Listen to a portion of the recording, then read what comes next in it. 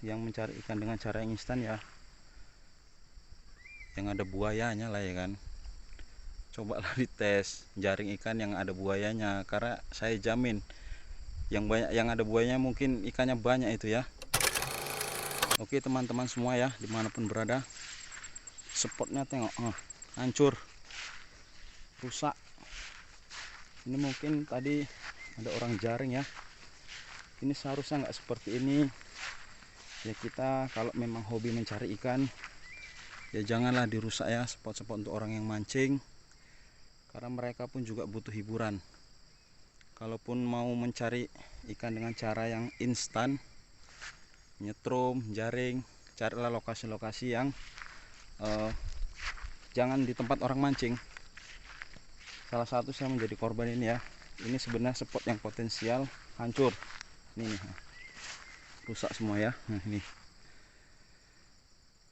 karena sudah dimasukin, jadi ikannya pun mungkin udah berserakan ini, nggak tahu kemana, simbahnya pun nggak di tempat ya, mungkin nggak dikasih apa ya. Tengok sudah rusak ini ya, hancur.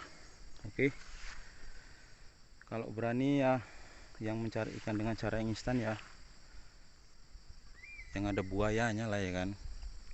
Cobalah dites jaring ikan yang ada buayanya, karena saya jamin yang ada buayanya mungkin ikannya banyak itu ya. Oke, sepakat ya seluruh teman-teman pemancing ya. Oke, jadi pesan buat teman-teman yang mungkin hobinya menjaring atau menyetrum, carilah tempat yang tidak dipancing oleh pemancing-pemancing, karena mereka pun juga butuh hiburan. Karena cuma seperti ini kan kasihan, mau mancing nggak ada spot, berserakan. Jadi saya harapkan pengertiannya masing-masing ya, karena mancing pun itu adalah obat jiwa, menenangkan pikiran, dan lebih-lebih apabila di konten dalam YouTube memberikan penghasilan ya. Jadi itu saja pesan saya kepada mungkin ada teman-teman yang hobi mancing, mencari ikan dengan cara instan ya, jangan di tempat orang mancing lah, itu aja intinya ya. Oke, semoga video saya ini bermanfaat dan memberikan edukasi untuk teman-teman yang mencari ikan dengan cara instan. Oke, sampai jumpa di video selanjutnya.